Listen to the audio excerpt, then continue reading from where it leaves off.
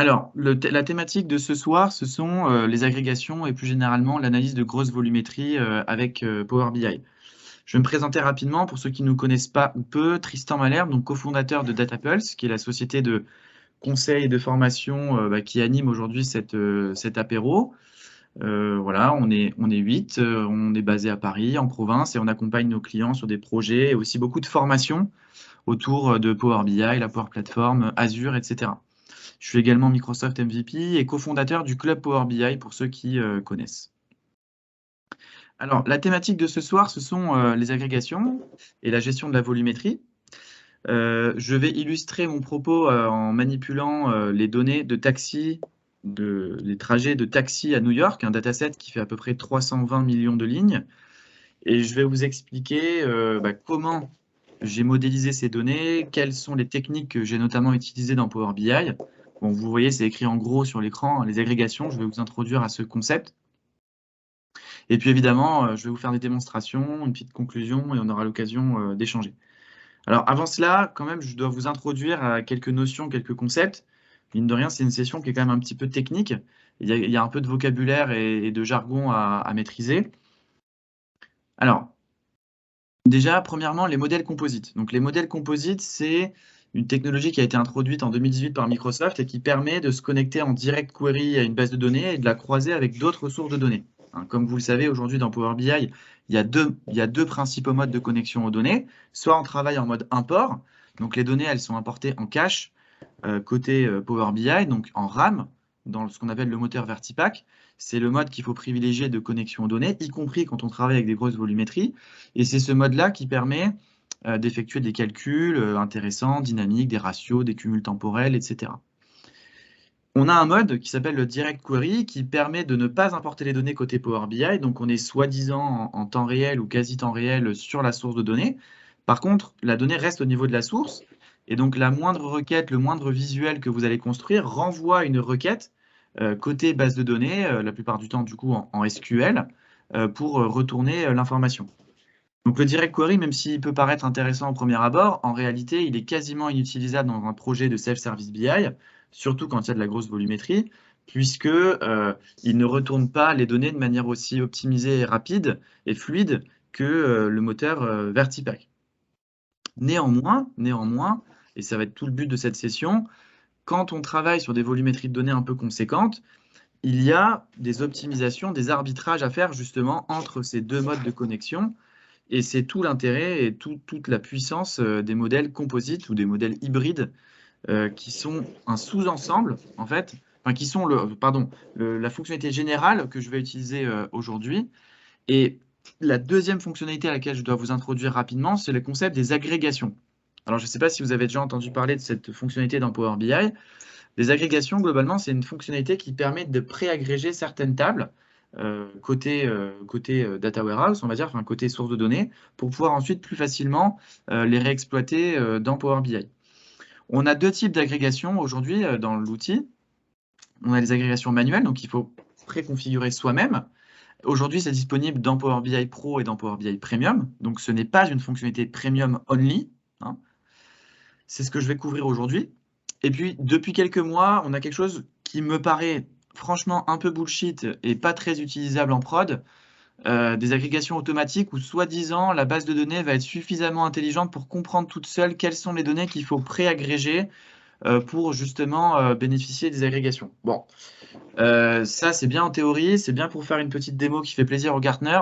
Dans la réalité, c'est un concept assez compliqué à mettre en place, qui n'est disponible que sur Power BI Premium et qui ne fonctionne qu'avec certaines sources de données bien précises. Pour toutes ces raisons-là, je ne couvrirai pas cette partie-là aujourd'hui, mais par contre, je peux répondre à vos questions dans le chat si vous en avez.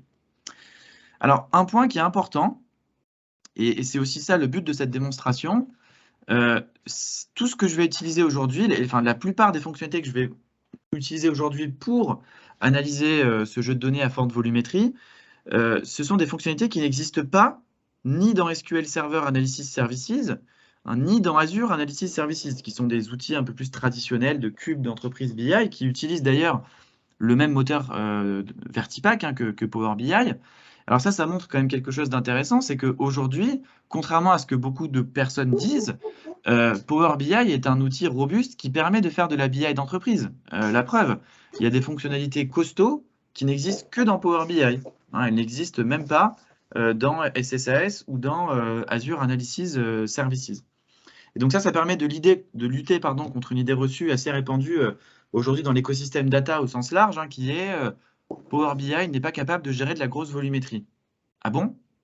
Moi, j'y arrive. Donc a priori, si j'y arrive, c'est que l'outil y arrive. Alors, concrètement, comment ça marche? Globalement, ce que vous voyez ici, c'est une partie du modèle de données que je vais vous montrer. En fait, l'idée va être justement d'alterner astucieusement entre des tables en direct query et des tables en mode import. Donc voilà, vous avez l'extrait d'un modèle de données Power BI qui utilise justement cette technologie hybride. J'ai la table New York Trips que vous voyez donc, sur le schéma à gauche, à droite de ce schéma, le New York Trips, cette table-là, elle est ce qu'on appelle en direct query. Donc j'ai volontairement décidé de garder cette table fine en direct query sur ma base de données. Et puis, j'ai agrégé une table Ag1 que je vous détaillerai un peu plus tard, donc qui elle est en mode import, elle est un peu moins fine, et elle est stockée dans mon modèle Power BI en cache, en RAM, et donc je peux profiter du Vertipack.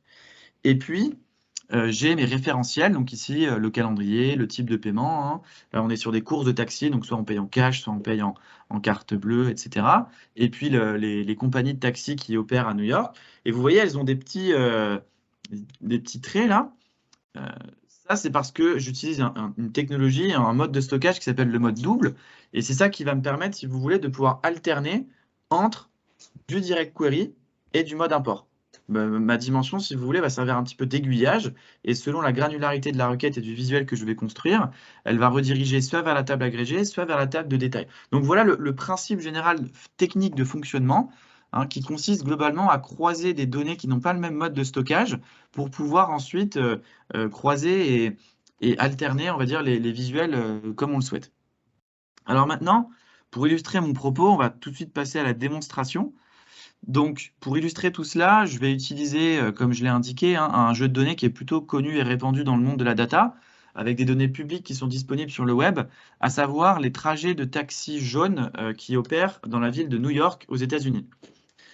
Ces données sont disponibles sur le web, sur ce site web ici, TLC. Je peux vous le mettre rapidement dans le chat si ça vous intéresse. Désolé, je ne suis pas en double écran. Donc, sur ce site web, vous avez un fichier CSV par mois avec tous les trajets de taxi à New York. Chaque fichier est quand même assez volumineux. On est à une maille, à un niveau de détail fin, puisque une ligne dans la base de données, enfin dans la table, dans le fichier CSV, correspond à un trajet. Voilà, donc ça vous donne une idée quand même de la volumétrie qu'il peut y avoir. J'ai récupéré les données depuis 2017 ou 2016, je crois, et du coup, j'ai à peu près 300 millions de lignes qui correspondent à 300 millions de trajets opérés par les taxis jaunes à New York. Alors, évidemment, comme vous pouvez vous en douter, vu la volumétrie des données, je ne me suis pas amusé à brancher Power BI directement sur ces fichiers à plat CSV.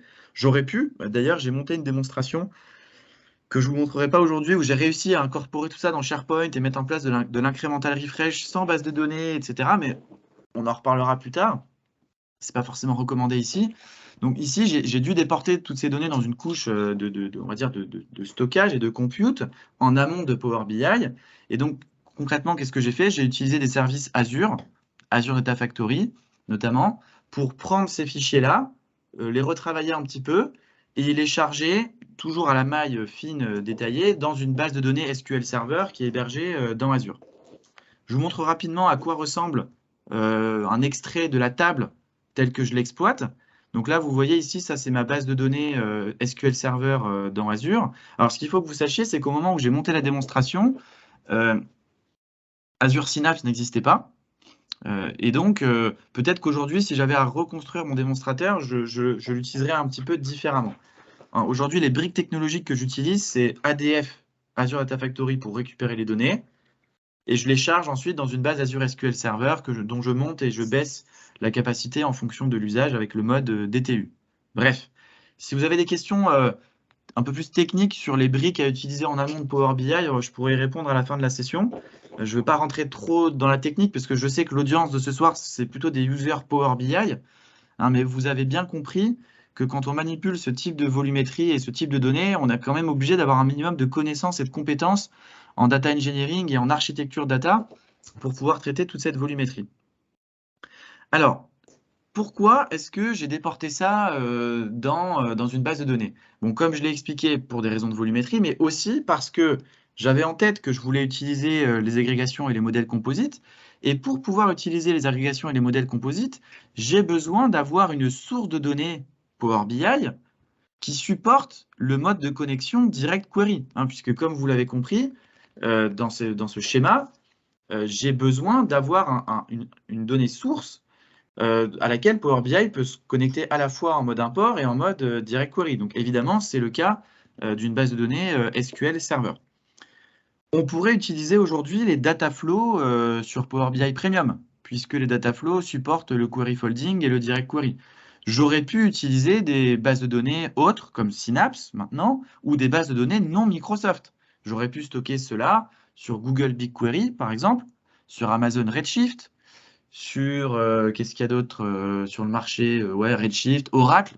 Je déteste Oracle, mais on va les citer quand même pour ne pas les froisser. Google BigQuery, voilà, Redshift, des gros systèmes de bases de données relationnelles non Microsoft. Hein, j'aurais pu, puisqu'il y a des connecteurs dans Power BI et qui supportent le Direct Query. Donc moi, j'ai choisi Azure SQL Server.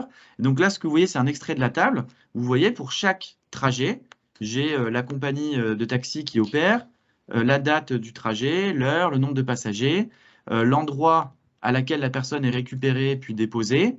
Et puis ensuite, j'ai des informations numériques, la distance en kilomètres. Je l'ai converti dans mon ETL, puisque j'avais des miles, je les ai convertis en kilomètres. La durée en minutes et le montant des tips et le montant de la course en dollars.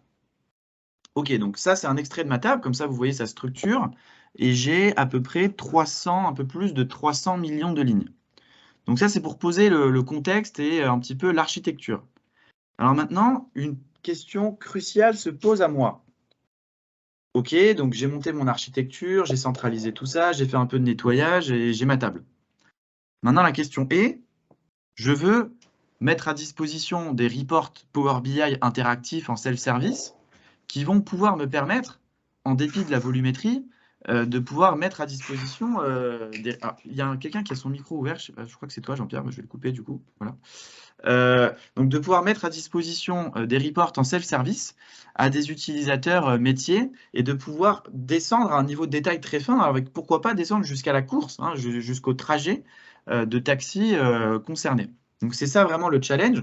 On ne veut pas se contenter seulement de faire des reports agrégés, on veut vraiment avoir quelque chose d'interactif, visuel, dynamique sur toute la volumétrie et l'ensemble du jeu de données. On ne veut pas renoncer à de l'historique, on ne veut pas renoncer à un niveau de détail. Alors, première option, on pourrait se dire, ce jeu de données-là ne me fait pas peur. En plus, j'ai Power BI Premium, donc j'ai pas peur de charger de la grosse donnée dans Power BI. J'ai qu'à créer un dataset Power BI en mode import uniquement. Donc je vais vraiment rapatrier toutes les données côté Power BI et je vais construire un dataset Power BI en mode import. Donc, c'est ce que j'ai fait ici dans ce dataset Power BI. Je me suis connecté à toutes les tables de mon SQL Server. Je n'ai pas cherché à me compliquer la vie, à faire du direct query, du composite ou quoi que ce soit. J'y suis allé un peu brutalement. J'ai pris les tables, je m'y suis connecté. Alors, évidemment, vu que je connais quand même un petit peu Power BI, notamment les bonnes pratiques, j'ai pas été totalement bourrin non plus. Hein. J'ai utilisé des bonnes pratiques que je rappelle rapidement ici. L'utilisation de paramètres Power Query pour restreindre les filtres et l'accès aux données. Hein. Mon fichier Power BI Desktop n'a pas besoin de contenir les 300 millions de lignes de ma base de données. Donc j'ai mis en place des petits filtres pour pouvoir d'une part restreindre le périmètre de mes données dans Power BI Desktop afin d'avoir un jeu de données peu volumineux et facile à exploiter et à retraiter. Donc ces filtres me servent d'une part d'avoir un jeu de données petit, et puis surtout, puisqu'ils supportent le query folding, hein, encore une notion technique, c'est-à-dire la capacité du langage M à retranscrire en SQL la requête pour la renvoyer côté base de données, ça va me permettre derrière de mettre en place des mécanismes de rafraîchissement incrémental pour pouvoir rafraîchir de manière optimisée toutes ces données. Bref, il y a tellement de notions annexes qu'on utilise dans cette session, query folding, modèle composite, incrémental. Je ne peux pas tout vous expliquer ce soir, mais j'en profite quand même pour vous rappeler 2-3 bonnes pratiques. Donc bref, je me suis connecté en mode import à ces données-là qui sont sur mon SQL Server. En utilisant astucieusement les paramètres, etc., j'arrive quand même à avoir un tout petit dataset dans Power BI Desktop. Ce tout petit dataset est largement suffisant en stade de développement, puisqu'il m'a permis de créer mon modèle de données où j'ai essayé de respecter les bonnes pratiques, un modèle en étoile, dénormalisé.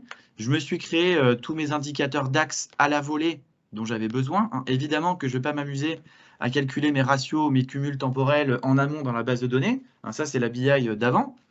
Maintenant, je calcule tout à la volée côté Power BI, même si j'ai de la volumétrie. Donc ça, c'est ce que j'ai fait. Je me suis fait un dataset Power BI en mode import. Et puis ensuite, en mode industrialisation, puisque le but, c'est de travailler sur l'ensemble du jeu de données, je l'ai déployé dans le portail Power BI. J'ai mis en place un rafraîchissement sur l'ensemble du périmètre et pas seulement 2 journées. Et puis, j'ai voulu regarder un petit peu ce qui se passait. Alors, on va regarder rapidement. Donc là, je suis dans l'espace de travail Power BI. Alors, vous remarquez d'emblée que là, j'ai un petit diamant. Alors, vous allez rapidement comprendre pourquoi. En fait, ce jeu de données, vous le voyez ici, il s'appelle Taxi Import. Il comprend l'ensemble des 300 millions de lignes en mode import. Donc, elles ont vraiment été importées côté Power BI. Premier problème, la taille du jeu de données. Vous vous doutez bien que cette quantité de données-là, même si finalement, j'ai pas beaucoup de colonnes, j'ai qu'une dizaine de colonnes, et que a priori, j'ai fait un super modèle bien optimisé, etc., il y a quand même de la volumétrie. Et donc, ce jeu de données, il a une certaine taille. En l'occurrence, ce jeu de données-là, il fait plus d'1 giga. Je peux le vérifier ici dans SSMS. Je peux me connecter depuis SQL Server Management Studio en XMLA à mon dataset Power BI. Et donc, je constate que ce dataset fait quand même 4,4 gigas, c'est-à-dire 4 fois plus que la taille d'un jeu de données autorisé sur Power BI Pro. Donc déjà, premier problème, avec un mode import unique, je ne peux pas exploiter toutes ces données-là si je n'ai pas Power BI Premium. Ce qui est le cas quand même de beaucoup d'entreprises, surtout dans les PME, ETI, où il n'y a pas encore Power BI Premium ou même la licence PPU. On n'a qu'une licence Power BI Pro qui est déjà très bien. Mais voilà, donc déjà, première contrainte, mon jeu de données est quand même assez volumineux. Deuxième contrainte, qui est liée d'ailleurs, le temps de rafraîchissement. Évidemment, vu que j'importe toutes ces données-là côté Power BI, mon jeu de données, il met à peu près 1h15 à se rafraîchir, ce qui est quand même conséquent. Alors là, ce que vous voyez là, c'est un rafraîchissement full. Je n'ai fait qu'un seul refresh, c'est-à-dire que j'ai rafraîchi l'ensemble de mes données, donc mes 300 millions de lignes. Alors, je fais une petite digression de 30 secondes à certains clients qui disent que Power BI n'est pas capable d'importer de la grosse volumétrie. Regardez, en 1h15, j'ai importé 300 millions de lignes. Donc, dans vos entreprises, si vous avez des problèmes d'import de données entre Power BI et votre source, je le dis haut et fort, ce n'est pas forcément la faute de Power BI. Ce n'est pas forcément la faute de Power BI. Peut-être que vous n'avez pas construit le bon modèle de données. Peut-être que votre source de données n'est pas optimisée, n'est pas bien indexée, n'est pas facilement accessible. Bref, il y a plein de raisons techniques infra qui peuvent faire que potentiellement vous allez un petit peu galérer à récupérer toutes ces données vers Power BI. Est-ce qu'il faut pour autant tirer la conclusion que Power BI est un mauvais outil décisionnel? Non, ça c'est un raccourci extrêmement simpliste. Là, vous voyez bien que Power BI est capable de traiter cette volumétrie. J'ai réussi à importer mes 300 millions de lignes en 1h et 15 minutes. Si j'avais mis en place ici un rafraîchissement incrémental, j'aurais certainement pu approcher les 5-10 minutes. J'aurais pu dire, par exemple, je rafraîchis que les 10 derniers jours de trajet de taxi. Donc, j'aurais quand même pu avoir un temps de rafraîchissement, on va dire, assez optimisé sur les incréments, mais quand même, mine de rien, avec ce dataset en mode import, j'ai un dataset assez volumineux qui prend du temps à se rafraîchir. Bon. Le troisième problème, c'est que ce dataset, je ne vais pas forcément vous le montrer là, je vous le montrerai à la fin de la démonstration. En fait, quels que soient les visuels que je vais construire, y compris des visuels assez agrégés où je vais juste vouloir regarder, par exemple, je ne sais pas, le nombre de trajets que je fais par jour, qui est quand même une donnée assez agrégée, et bien à chaque fois, il va scanner les 300 millions de lignes à la volée, et à chaque fois, en DAX, il va essayer de me retourner le bon visuel, la bonne expression, ce qui est un petit peu dommage. Et donc, du coup, potentiellement, mes performances front, c'est-à-dire le temps d'affichage des visuels côté utilisateur final, peuvent être un petit peu lents parce que je scanne à chaque fois un dataset assez volumineux. Donc voilà les 3 principaux problèmes que j'ai avec le mode import unique. Je les répète. 1, un jeu de données volumineux qui nécessite Power BI Premium. 2, des temps de processing back assez costauds et assez importants. 3, des performances front potentiellement pas très intéressantes parce qu'à chaque fois, mes visuels vont mettre un petit peu de temps à s'afficher parce que je manipule de la grosse volumétrie, y compris lorsque j'ai juste à afficher un visuel agrégé, en fait. Alors là, en général, les gens qui connaissent pas trop Power BI prennent peur et ils se disent « Ah, bah c'est là qu'on va faire du direct query. Super idée. On va se débarrasser de tous ces problèmes-là. On va se brancher en direct query à la base de données. » Très mauvaise idée. Ne faites surtout pas ça. C'est une très très mauvaise idée de faire ça. Alors évidemment, je l'ai fait pour vous prouver qu'il ne fallait pas le faire. Donc là, j'ai créé un dataset Power BI où je me suis dit, bah, je vais me débarrasser de tous ces problèmes. C'est génial. J'ai lu quelque part sur Google que je pouvais faire du direct query. Apparemment, c'est magique. J'ai rien à faire. Je me connecte à la source. J'ai pas de données qui transitent et ça va marcher tout seul. Bon, évidemment, ça ne se passe pas comme ça, puisque comme j'ai expliqué tout à l'heure, le direct query, il renvoie des requêtes SQL à chaque visuel, à chaque rapport que vous allez vouloir construire. Et vous vous doutez bien que si vous avez 50 users qui construisent chacun 5 pages de rapport avec 10 visuels et qui envoient en simultané toutes ces requêtes SQL à une base de données qui, en plus, est souvent pas forcément très accessible, managée, sécurisée, indexée, on a des gros problèmes de performance. Et c'est pour ça que le direct query, qui est paradoxalement toujours attirant et tentant quand on a de la volumétrie, est justement le mode de connexion qu'il ne faut surtout pas retenir dans ce type de projet, puisque à moins d'avoir la super base de données de la mort qui tue, qui retourne n'importe quelle requête en moins d'une seconde, ce qui n'existe pas, on s'en sort pas en fait. Alors certes, avec ce mode direct query, je n'ai pas tous les problèmes que j'ai évoqués avant. Mon dataset, il est léger puisque j'ai pas de données, j'ai pas besoin de le rafraîchir, mais par contre, les problèmes front, ils sont décuplés. Mes rapports et mes visuels sont extrêmement lents à se calculer. Je peux vous montrer un exemple. Imaginons par exemple que je cherche à avoir, je sais pas, on va se dire, j'aimerais avoir par jour, pourtant là, je fais pas une requête non plus très, on va dire, fine. Mais vous voyez là, ça mouline, ça mouline, ça mouline, ça mouline. Pourquoi? Je suis juste en train de faire un truc assez simple. Je dis juste, j'aimerais bien avoir mon nombre de tripes par jour. Bah, ça mouline. Vous voyez, j'ai toujours pas la réponse. Pourquoi? Parce que j'ai pas les données côté Power BI. Power BI est en train d'interroger en SQL la base de données sous-jacente pour obtenir le résultat. Et donc, ça mouline un petit peu. Bon, là, il se trouve que je suis sur une base de données qui, en plus, est pas super bien indexée, mais peu importe. Alors, maintenant, comment on peut faire pour obtenir des temps de réponse meilleurs et pallier à tous ces problèmes? Eh bien, c'est là qu'interviennent les modèles composites et les agrégations. Donc là, j'ai construit, je vais arrêter ce visuel, voilà. Je vais fermer d'ailleurs ceci. J'ai construit un 3e dataset qui utilise à la fois l'import et le direct query. Et donc, c'est ça un modèle composite, qui est un prérequis pour utiliser les agrégations. Donc, je vous montre rapidement à quoi ça ressemble. Vous voyez ici, donc là, je vais vous montrer le modèle avec toutes les tables. Donc en fait, ce qui s'est passé, c'est que, vous le voyez à l'écran, ça ressemble un peu à la slide que je vous ai montrée tout à l'heure dans PowerPoint. J'ai certaines tables, vous voyez les tables d'agrégation ici, pré-agrégées, qui sont, elles, stockées en mode import. J'ai ma table de détail à 300 millions de lignes, qui, elle, est restée en direct query. Et puis, j'ai mes référentiels métiers, qui, eux, sont en mode double, en mode composite, et qui vont me permettre de faire l'aiguillage entre les tables d'agrégat et la table fine.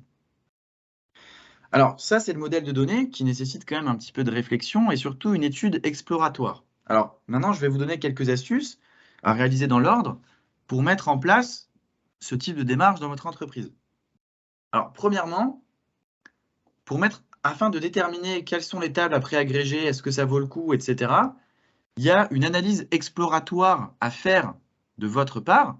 Vous la faites où vous voulez, en Python, en R, en SQL, en DAX, pour regarder comment sont distribuées vos données dans votre jeu de données. Donc c'est ce que j'ai fait ici. En fait, j'ai envoyé des requêtes SQL à mon serveur sur la table à 320 millions de lignes. Et puis, j'ai regardé comment se comportaient mes requêtes, quelle était la volumétrie en fonction des axes que je retenais ou pas dans ma requête. Donc concrètement, j'ai fait des requêtes et puis j'ai agrégé selon différents critères. Je veux voir par date, je veux voir par date vendor, je veux voir par date vendor mode de paiement. Oui, j'ai fait une étude exploratoire en fait, qui m'a pris à peu près 1 heure, hein, ça peut se faire assez rapidement, pour regarder sur ce jeu de données-là en particulier, qu'est-ce qui se passe en termes de volumétrie, combien de lignes me sont retournées en fonction des axes que je choisis de mettre ou pas dans ma requête. Et donc, j'ai obtenu, après un peu d'analyse, les résultats suivants. Je me suis rendu compte qu'en fait, si j'agrège juste le jour du voyage, la compagnie qui opère, le taux de la course, est-ce que c'était une course préprogrammée ou pas, c'est-à-dire commandée à l'avance ou pas, et le mode de paiement. Donc, si je fais une requête avec ces 5 axes-là, je passe de 325 millions de lignes à 100 000 lignes. Vous vous rendez compte la compression? J'ai divisé par 3100 la taille de ma table. Et en plus, ce qui est génial, c'est que avec cette table de 100 000 lignes, qui est toute petite, hein, ben, en fait, je peux déjà répondre à plein de questions métiers.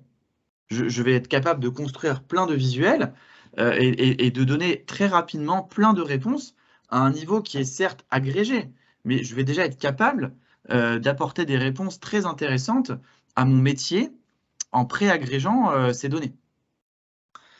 Alors évidemment, le meilleur scénario, c'est en fait, plus vous arrivez à compresser vos données tout en maintenant un niveau de réponse acceptable à vos questions métiers, plus c'est intéressant, hein. Si vous réussissez à répondre à 95% de vos questions métiers avec une table qui représente 0,03% de la table de base, c'est absolument génial, hein. Ça, pour le coup, ça vaut vraiment le coup d'utiliser ce moteur d'agrégation, puisque vous jouez avec une infime partie des données, et pourtant vous répondez à quasiment toutes les questions métiers en fait.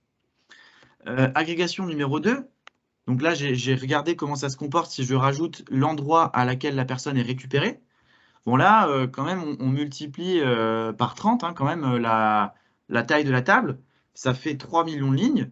Ça reste quand même 106 fois moins important que la table à 325 millions de lignes. Et puis ensuite, ce que j'ai fait, c'est que j'ai aussi importé, j'ai aussi fait une requête qui agrège avec la drop-off location, donc l'endroit où la personne est déposée. Et là, je remultiplie évidemment la volumétrie, j'aboutis à 36 millions de lignes, ça reste quand même 9 fois moins important, hein, j'ai un facteur de 9 par rapport à ma table de détail. Donc vous l'avez compris, suite à une étude exploratoire, j'ai pu comprendre comment était distribué mon jeu de données, quels étaient les axes qu'il était pertinent de préagréger ou pas. Alors, selon vos données, parfois, une table d'agrégation peut suffire, parfois 2, parfois 4. Il faut trouver le bon juste milieu. Là, j'en ai créé 3, mais ça ne veut pas dire qu'il faut toujours en créer 3. Ça va vraiment, ça nécessite une étude métier. Il faut que vous vous posiez les questions de quelles sont les grandes familles d'analyse que je réalise et surtout à quelle fréquence. Et c'est comme ça que vous allez pouvoir regarder, en complément de l'analyse de distribution des données, qu'est-ce qui est pertinent de préagréger ou pas. D'accord? Donc là, j'ai créé 3 tables. Enfin, j'ai fait 3 agrégations parce que j'ai estimé que pour ce jeu de données-là, c'était intéressant. Donc concrètement, ces données-là, ce sont des tables qui sont en mode import dans Power BI. Donc elles sont coûteuses, hein, elles sont stockées, etc. Et cette table-là, elle est en mode direct query sur mon rapport. Enfin, elles sont en direct query sur Power BI, donc elles n'ont pas été importées côté Power BI. Alors maintenant, une grande question que j'ai tout le temps, c'est OK, donc on a nos données dans SQL, on a fait notre étude exploratoire, on a compris comment sont distribuées nos données. J'ai compris que dans Power BI, je pouvais alterner de l'import et du direct query. Donc tout ça, OK, très bien. Maintenant, la question est, ces tables-là, ces données-là, en fait, comment et où est-ce que je vais les créer, en fait? Parce qu'il faut bien que je les stocke quelque part, du coup. Alors, il y a plusieurs options. Soit vous faites une vue en SQL.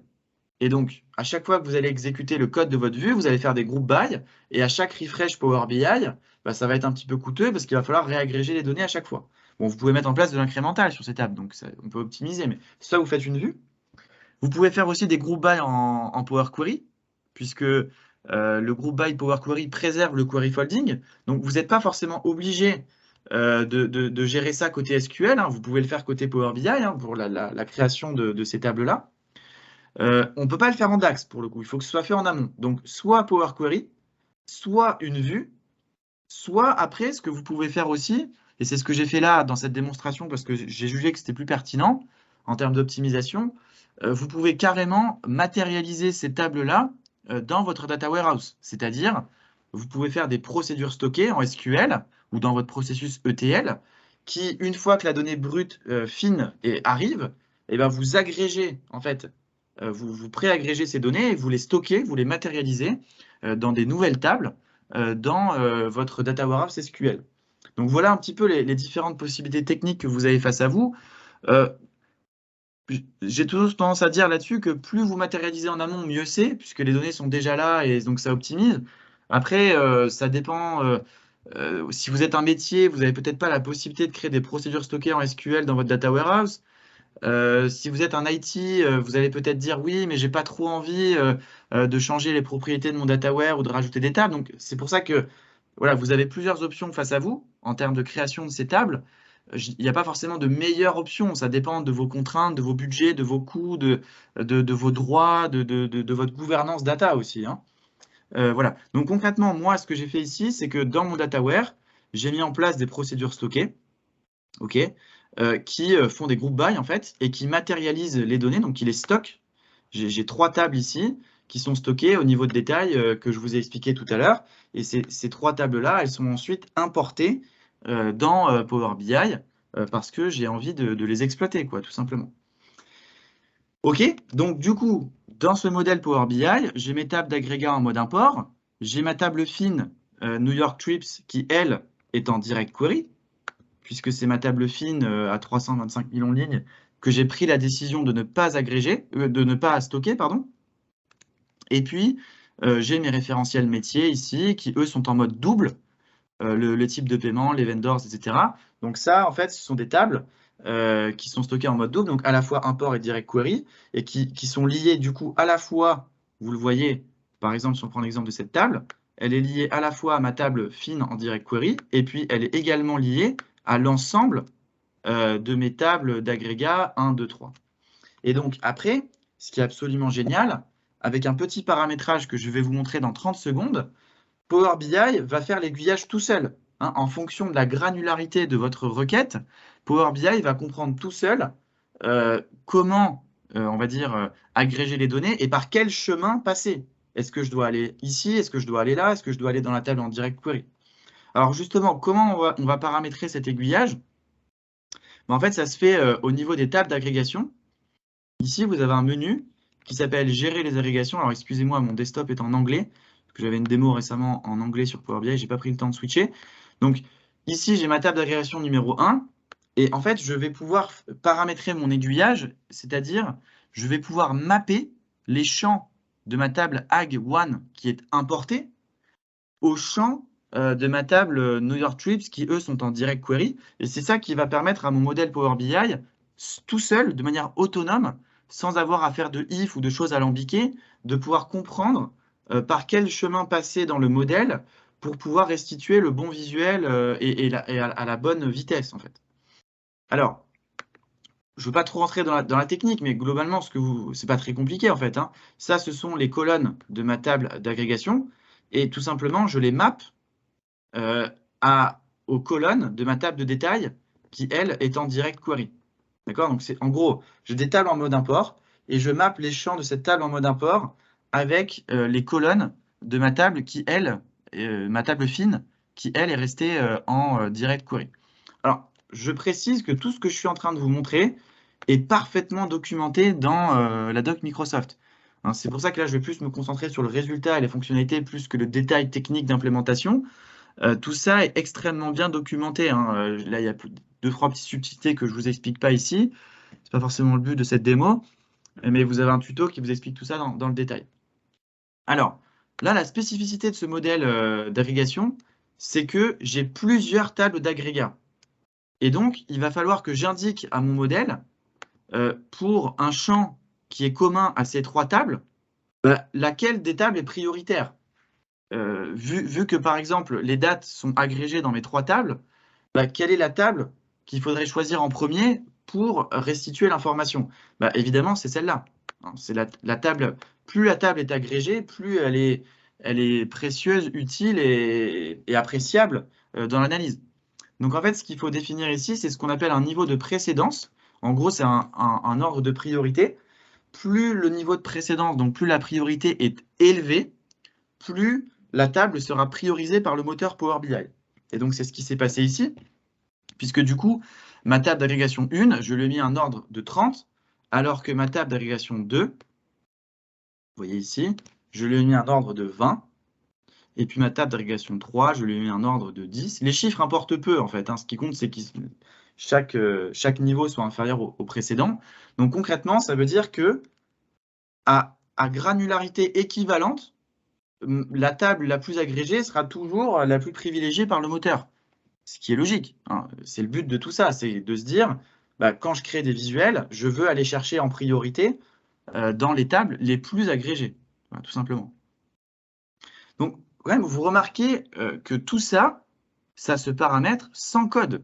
Je veux dire, le seul code que j'ai eu vraiment à faire pour l'instant, c'est juste les procédures stockées qui préagrègent les données. Mais sinon, tout ce paramétrage de dire je veux que ça passe par là, je veux mapper, etc., vous avez 40 000 vidéos sur YouTube et 35 000 tutos qui vous expliquent comment le faire sur le web, et il y a 0 ligne de code à écrire. Donc je veux dire, c'est pas sorcier, quoi. Ok, donc une fois qu'on a fait tout ça, la beauté du truc, c'est que là, vous allez me dire, mais oui, mais tu as fait ce mapping, mais comment tu fais pour que tes mesures aillent chercher l'information au bon endroit? Alors, la beauté du truc, c'est que si vous regardez le code de mes mesures DAX, mes mesures DAX, elles ne référencent jamais, elles ne tapent jamais dans les tables d'agrégat. Toutes mes mesures DAX référencent la table qui est en direct query. Vous voyez ici, par exemple, ah non, alors la conversion, je ne me souvenais plus, je la fais ici, je la fais en DAX, la conversion en kilomètres. Je les ai en miles, du coup, dans ma base SQL, je vous ai dit une erreur tout à l'heure. Donc, tous mes KPI DAX métier à la volée, ça peut peut-être vous étonner, mais c'est justement ça qui fait la beauté du truc, c'est que à aucun moment, je tape dans mes tables d'agrégat, que j'ai d'ailleurs masquées. Mes tables d'agrégat, finalement, mon utilisateur métier, il n'a même pas à les voir. Elles sont là, elles sont utilisées par le moteur, c'est du data engineering qui va faciliter l'exploitation du modèle, mais pour autant, je ne vais pas les utiliser dans ma data, enfin, dans l'exposition au modèle. Et retenez bien la chose suivante, aucune de mes mesures DAX ne tape dans la table d'agrégat. Toutes mes mesures DAX tapent dans la table fine qui est en direct query. Et là, autre étonnement, vous allez me dire, mais oui, mais du coup, où sont les if? À quel moment tu codes et tu dis, bah, quand c'est là, il faut passer par telle table, et puis, eh ben non, j'ai même pas besoin de faire de if. Le moteur Power BI, tout seul, grâce au mapping que j'ai effectué entre mes tables d'agrégat et, pardon, c'est pas ce truc-là, donc le moteur Power BI, grâce au mapping que j'ai effectué entre mes tables d'agrégat, c'est compliqué de faire une démo et de parler en même temps, voilà, c'est ça que je voulais vous montrer. Donc grâce à ce mapping-là, j'ai pas besoin de faire de if, il va faire tout seul le lien avec le niveau de précédence, le mapping des colonnes et les tables de dimension qui font l'aiguillage. C'est ça la beauté du truc, quoi. C'est que finalement, ça me rappelle, je fais souvent ce parallèle, quand j'étais en classe prépa, en maths, on rendait notre contrôle, on faisait 30 pages, on avait 5, le prof, il nous rendait un polycopié qui faisait 2 pages et il avait 20, il avait tout juste. Là, vous voyez, finalement, j'ai pas beaucoup de code. J'ai pas, je veux dire, j'ai pas fait des trucs non plus super complexes. C'est beau, c'est simple, c'est ergonome. J'ai quelques mesures, j'ai un modèle mappé, j'ai bien utilisé astucieusement les modes de connexion, et finalement, tout va se faire tout seul. Alors, maintenant qu'on a paramétré tout ça, je prendrai les questions à la fin parce qu'il faut que j'avance un petit peu. Maintenant qu'on a paramétré tout ça, l'idée c'est de voir, bon, ok, là on a beaucoup parlé technique, direct query, machin, mais maintenant il faut que je montre le résultat de tout ça, comment ça marche. Comment ça se matérialise? Est-ce que c'est rapide? Alors, vous vous souvenez, en début de démonstration, je vous ai expliqué les 3 problèmes qu'il y avait avec le mode import seul. Premier problème, la taille du jeu de données. Ben, on va aller vérifier. Si je regarde dans SSMS la taille de mon jeu de données AGS, donc c'est le jeu de données que je déploie dans le service avec les agrégations, ben, vous allez rapidement vous rendre compte que ce jeu de données, il est beaucoup plus optimisé, hein, il est beaucoup plus petit que mon jeu de données en mode import. Bon, il n'a pas réussi à se connecter, c'est pas grave. Je vous montrerai après. Ce jeu de données, en l'occurrence, il fait à peu près... attendez, je vais juste réessayer. Je sais pas pourquoi il n'a pas réussi, bon, c'est pas grave. Il fait à peu près 400 mégas. En fait, le jeu de données Taxi Ags, il est 10 fois plus petit que le jeu de données en mode import. Donc, c'est quand même pas rien. Il a réussi à compresser la donnée jusqu'à 10 fois. Du coup, la news, c'est que ce jeu de données-là, il est passé sous la barre des 1 giga. Voilà, ça y est, j'ai réussi à vous le montrer. 600 mégas, pardon. Donc, c'est pas 400, c'est 600. Donc, il a divisé à peu près par 7. Un peu plus 7,5 la taille du jeu de données. Et information intéressante, ce jeu de données, du coup, il fait moins de 1 giga. Ce qui veut dire que, du coup, je peux le déployer dans Power BI Pro, puisque les agrégations ne sont pas une fonctionnalité Power BI Premium, contrairement à ce que beaucoup de gens croient. Donc, si je devais faire allez, si je voulais me la jouer influenceur marketing sur les réseaux sociaux, je pourrais presque dire comment analyser 1 milliard de lignes avec Power BI et une licence Power BI Pro. Hein, puisque là, vous voyez bien qu'en fait, bon là, j'ai pas 1 milliard, j'ai 300 millions, mais vous avez compris l'idée. J'ai réussi, grâce à toutes ces techniques-là, à optimiser la taille de mon jeu de données pour le rendre plus petit et surtout pour le passer sous cette fameuse barre des 1 giga qui du coup rend possible l'exploitation dans Power BI Pro. Donc déjà, première contrainte, on l'a levé. Le jeu de données, il est plus petit. Deuxième contrainte, vous vous souvenez du mode import, c'était le temps de chargement du cube. Bah là, évidemment, vu que je charge qu'une partie des données, mon rafraîchissement, il est beaucoup plus optimisé. Je suis passé de 1h15 à 8 minutes. C'est quand même pas mal. Donc ça, c'est mon rafraîchissement full. Et là, j'ai même pris la peine de faire un rafraîchissement incrémental dessus, puisque mes tables d'agrégat, vu que ce sont des tables en mode import, je peux faire de l'incrémental dessus. Hein, je peux combiner les deux. Et du coup, je suis ici à... ça fait combien ça? Ça fait 45 secondes. Pareil, si je voulais faire un article LinkedIn provocateur, je pourrais dire comment rafraîchir 300 millions de lignes avec Power BI en 45 secondes. Alors évidemment, ça serait un peu racoleur et pas tout à fait vrai, puisque là, je rafraîchis pas les 300 millions de lignes, je rafraîchis que les dernières partitions. Hein, je rafraîchis que, par exemple, les 10 derniers jours. Mais je conserve bien l'historique. Hein, j'ai bien toutes ces lignes dans mon dataset.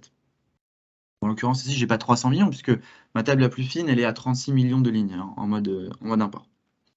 Ok, donc les deux premières contraintes, elles ont sauté. J'ai un dataset plus petit, j'ai des temps de rafraîchissement beaucoup plus intéressants, beaucoup plus optimisés. Alors maintenant, là où vous allez tous m'attendre, c'est sur le troisième point qui est le plus important, qui est le front. Et concrètement, est-ce que tout ce que tu viens de nous dire, ça en vaut la peine aussi en matière de performance côté utilisateur final, côté création, côté data visualisation en fait? Alors évidemment, la réponse est oui. Je vais vous montrer ici un report. Alors attendez 2 secondes, je ne l'ai pas préparé à l'avance, excusez-moi. Donc vous voyez, c'est la preuve que je vous le fais complètement en live. Taxi report, on va aller le chercher. On va aller prendre celui-là. Donc là, bon, vous allez peut-être croire que je triche, mais croyez-moi, ce n'est pas le cas. D'ailleurs, attendez, je vais vous le faire différemment, comme ça vous allez vraiment me croire. Et je vais me connecter en live connection à mon dataset Taxi Ags, comme ça vous allez voir les temps de réponse. Bon, le temps que mon desktop s'ouvre, je vais vous montrer le report. Donc là, je suis sur un report Power BI qui est branché sur mon jeu de données Taxi Ags. D'accord? Donc, qui est branché en live connection sur mon jeu de données composite agrégé. Et donc, je représente certaines données. Là, c'est mes zones à New York où la personne est récupérée. J'ai représenté ça sur un shape map. Oui, on peut faire des super cartes sur Power BI. D'ailleurs, petite digression, DataPulse, on vient de signer un super projet d'analyse cartographique avec Power BI. Bon, je referme la parenthèse. Et donc là, vous allez voir, je clique c'est hyper interactif. Vous voyez, hop, ça se recalcule. En même pas une demi-seconde, j'ai mon jeu de données interactif, visuel, et je peux, en une demi-seconde, hop, ça se recalcule, je veux le voir par machin, hop, je veux descendre, pourquoi pas à la maille journalière, boum, là j'ai le nombre, j'ai le turnover per trip, donc le montant moyen de la course par jour.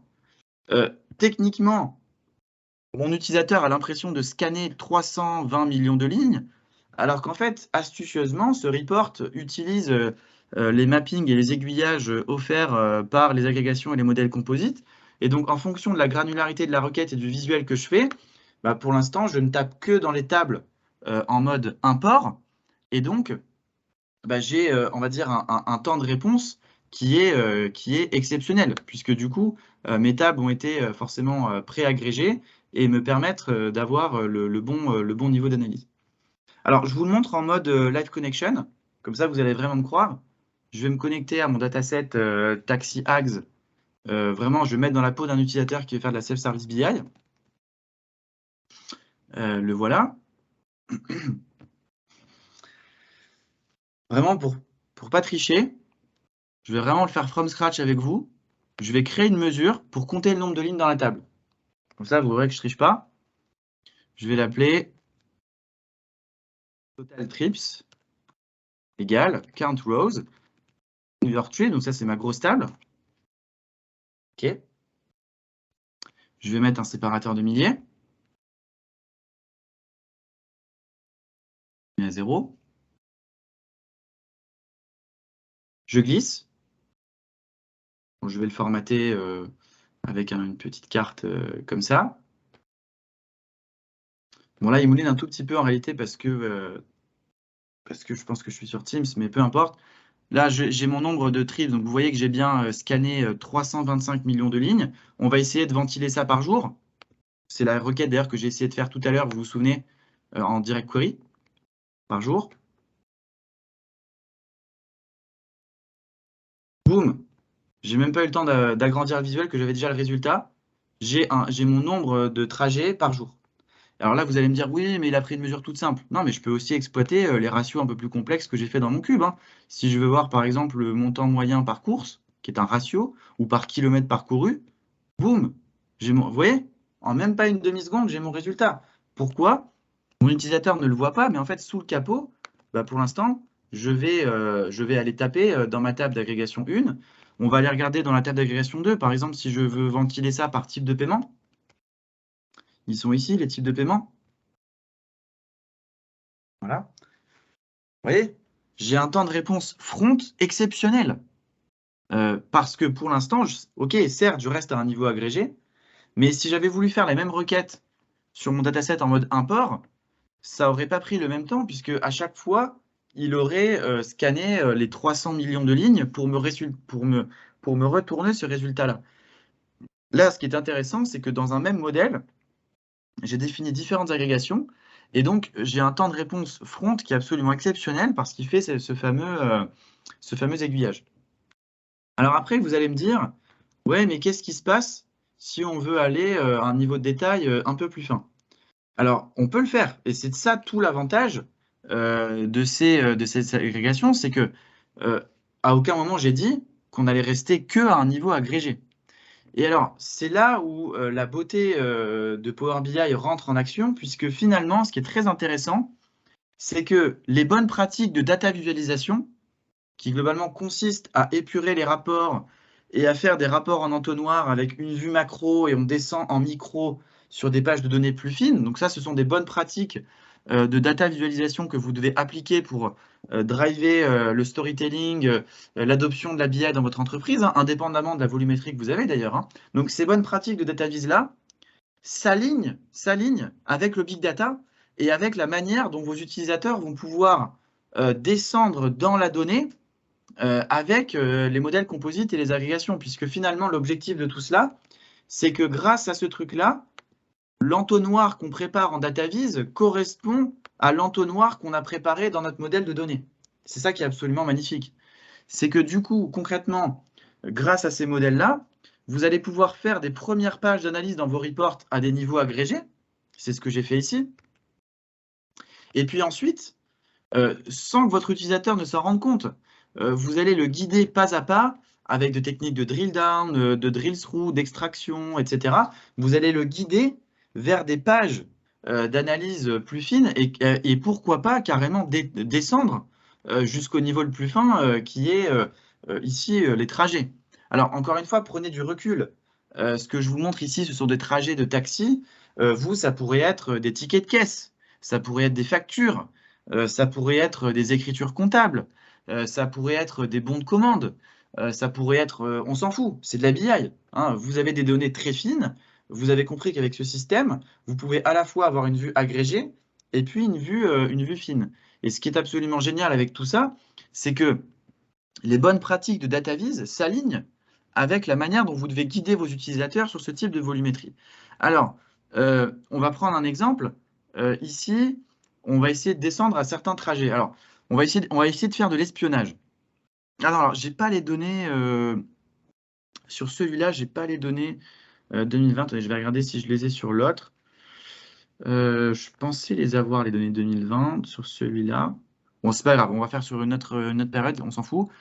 J'avais fait une démo la dernière fois où je réussissais à retrouver les trajets de taxi qui avaient eu lieu le jour où New York a annoncé son premier confinement le 18 ou 19 mars 2020. Bon, j'ai pas le nom de la personne qui a fait qui a fait le trajet de taxi, c'est pas nominatif ces trucs-là, mais c'était assez intéressant. J'avais fait ça devant des Américains en plus, ils avaient pas mal rigolé. Mais j'avais réussi à retrouver les 40 ou 50 trajets de gens qui étaient partis à l'aéroport, en fait, à JFK Airport, le jour où il y a eu l'annonce du confinement. Mais bon, du coup, je ne vais pas pouvoir vous le faire là parce que j'ai pas la donnée 2020, peu importe. Donc, je vais regarder, je vais mettre sur JFK, donc là, le principal aéroport de New York. Donc, je clique dessus. Je vais regarder, par exemple, sur toutes les courses qui ont été payées en cash. Donc, je maintiens le contrôle. Et puis, je vais descendre, pourquoi pas. Allez, on va prendre le mois où a été créé DataPulse, mars 2019, il y a 3 ans. Je descends à la maille journalière. Donc là, j'ai les turnover per trip par jour sur toutes les courses qui ont été payées en cash et qui allaient à JFK. Vous voyez, déjà, j'arrive quand même à rentrer un niveau de détail très fin et très rapide hein, grâce aux agrégations. Et là, on veut se dire, tiens, j'aimerais bien aller regarder ce jour-là. Hop, clic droit, extrait-moi, détail. J'aimerais bien descendre vers une page d'analyse plus fine qui me donne le détail de tous ces trajets concernés. Et donc là, forcément, ça va mouliner un tout petit peu plus. Bon, là, je sais qu'il y en a 2302. En fait, boum, bon, j'ai même pas eu le temps de finir ma phrase, parce que justement, c'est ça la beauté des modèles composites, c'est que là, en fait, je viens de requêter ma table de détails en direct query, mais vu que j'avais pris la peine en amont de faire des visuels macro qui me facilitent mon analyse, au moment où j'atterris sur ma page de détail, où je veux avoir le détail de chaque trajet, là, je vois, j'ai chaque trajet avec quand est-ce qu'il a démarré, quand est-ce qu'il a terminé, combien il a, enfin, où est-ce que la personne allait, combien la course a coûté. Eh ben, tout ça, en fait, j'ai réussi à faire une restriction, en fait, une espèce d'échantillonnage. J'ai réduit le scope de mes données à finalement 2300 trajets. Et là, vous voyez, ça a un petit peu mouliné parce que je ne requête plus le modèle Power BI en mode import, je rebascule sur du direct query, c'est ça, en modèle composite. Mais par la beauté des agrégations et de la manière dont j'ai designé mon report, et bien finalement, j'arrive facilement à alterner entre ce mode import et ce mode direct query. Donc voilà, finalement, vous voyez qu'avec quelques mesures, assez peu de code, j'ai réussi à analyser plus de 300 millions de lignes de manière astucieuse, originale, visuelle, dynamique, interactive, et tout en permettant à la fois une vue agrégée et puis en descendant vers une vue plus fine. Voilà. J'ai démarré la démo à 18h05, donc j'ai encore 3 minutes de rab, hein, théoriquement. Il y avait une dernière partie que je voulais vous montrer sur toute la partie DAX Studio, pour troubleshooter les requêtes, faire un peu d'optimisation, identifier quel est le niveau d'agrégat qui est retenu. Donc, si vous voulez, je peux vous montrer ça. Il y en a pour 4-5 minutes, je pense. Je peux peut-être aussi prendre peut-être une ou deux questions là. Je suis allé quand même assez vite, mais je ne sais pas dans ce que vous voulez faire. Est-ce que vous avez un peu de temps pour continuer à discuter de ça? Est-ce qu'il y a des questions? Est-ce que ça vous a plu cette démo? Est-ce qu'il y en a qui n'ont rien compris? Quelles sont les réactions à chaud là?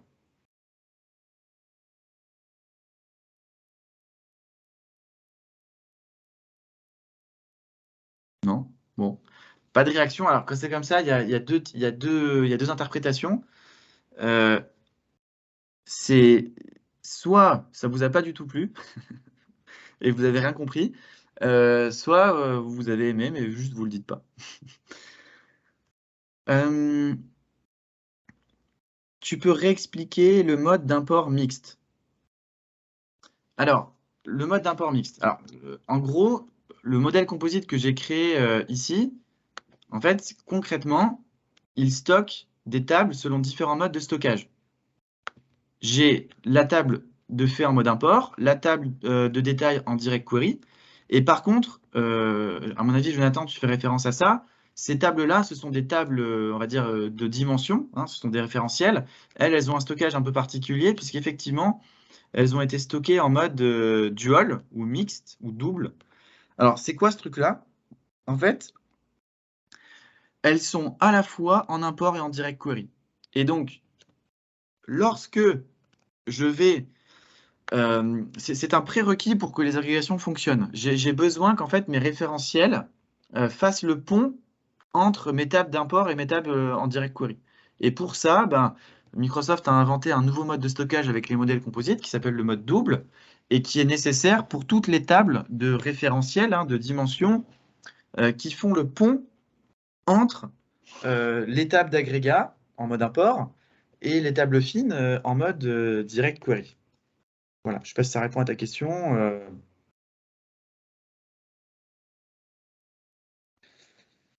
Ok, alors il y a deux, trois réactions.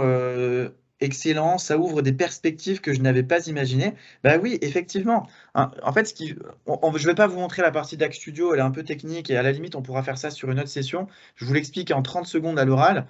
En gros, la fin de la démo, le but c'était de vous montrer qu'avec Dax Studio, on peut vérifier quelle table d'agrégat est récupérée par le moteur, comment optimiser ses requêtes, etc.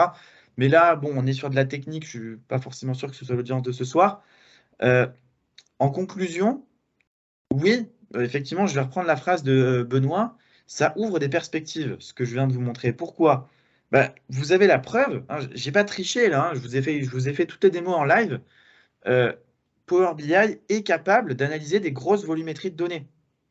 Je répète, Power BI est capable d'analyser des grosses volumétries de données, à condition de bien l'utiliser, d'avoir la bonne architecture, d'avoir les bonnes pratiques de modélisation, de bien comprendre comment les briques interagissent et de bien réfléchir à son projet, de bien comprendre les besoins métiers, d'avoir une étude exploratoire claire sur la manière dont ces données sont distribuées. Bon, une fois qu'on a tout ça, ça se passe bien, hein. Et donc aujourd'hui, si vous n'arrivez pas à mettre ça en place, s'il vous plaît, ne rejetez pas la faute sur Power BI, hein. Prenez un peu de recul et essayez de regarder dans vos process actuels, dans votre architecture actuelle, qu'est-ce qui ne va pas? Où est-ce que ça bloque? Est-ce que c'est côté base de données? Est-ce que c'est côté cube? Peut-être que vous avez fait n'importe quoi dans Power BI. Est-ce que c'est votre souscription premium qui galère? Il peut y avoir plein de raisons, hein. Mais c'est plus une mauvaise utilisation que Power BI en lui-même, en fait, hein. Voilà. Alors Jean-Pierre dit, bon, sinon vous pouvez nous appeler, hein, parce qu'effectivement, accessoirement, on fait du consulting et on aide des boîtes à mettre en place ce genre de choses, hein, si ça vous intéresse. Euh, j'ai un dernier slide de conclusion. Alors, je me défends, hein, j'ai pas débordé, on a démarré en retard, hein, donc désolé, je suis en retard, mais c'est pas de ma faute si Jean-Pierre il n'envoie pas les bonnes invites. Alors, conclusion. Les agrégations sont une fonctionnalité très puissante, offrant de nombreux avantages. Vous l'avez vu, 1, on a des datasets plus légers, 2, plus rapides à se rafraîchir, 3, on a une meilleure performance front. Vous pouvez donc construire des rapports qui, à l'aide de un seul cube, parce que c'est ça, là, avec un seul modèle, vous pouvez répondre à plein de questions métiers à différents niveaux de granularité. Et donc, gérer des grosses volumétries, descendre à un niveau très fin, la facture, le BL, le compte comptable, l'écriture comptable, l'ID, je ne sais pas quoi, enfin bref, je vous laisse vous transposer dans vos cas métiers de manière subtile. Voilà. Et dernier point, cette fonctionnalité n'est pas réservée à Premium. Donc, vous avez juste besoin d'avoir une source qui supporte le Direct Query, donc par exemple une base de données SQL, et c'est tout. C'est tout. Tout le reste, tout ce que je vous ai montré aujourd'hui, ça marche avec du Power BI Pro. Donc aujourd'hui, si vous êtes une entreprise de taille moyenne ou une grosse boîte, mais que vous n'avez pas encore Power BI Premium, ne tirez pas la conclusion ce soir en vous disant bon, c'est intéressant ce qu'il a montré DataPulse ou Tristan, mais c'est dommage, moi, j'ai pas les bonnes licences. Pas du tout. Vous avez juste besoin d'une licence Power BI Pro pour mettre en place tout ce que je viens de vous montrer. Donc c'est accessible, hein. Il y a des petites boîtes qui ont des gros volumes de données, hein. Les gros volumes de données ne sont pas forcément réservés aux grosses boîtes. Si aujourd'hui vous êtes dans un cas où vous avez des gros volumes, mais que vous pensez que vous n'avez pas le bon niveau de licence, détrompez-vous, hein. Ça marche avec une licence Power BI Pro. Par contre, effectivement, il faut se poser les bonnes questions sur son architecture, sur les briques qu'on va utiliser en amont de Power BI, sur la manière dont on va agréger les tables, sur la manière dont on va faire notre dataset. Enfin, tout ça, ça nécessite une certaine expertise, hein, je ne vous le cache pas. Mais vous voyez que ça marche. Voilà, bah écoutez, c'est tout pour ce soir. Je vous ai montré à peu près tout ce que je voulais, sauf la partie DAX Studio. J'espère que vous avez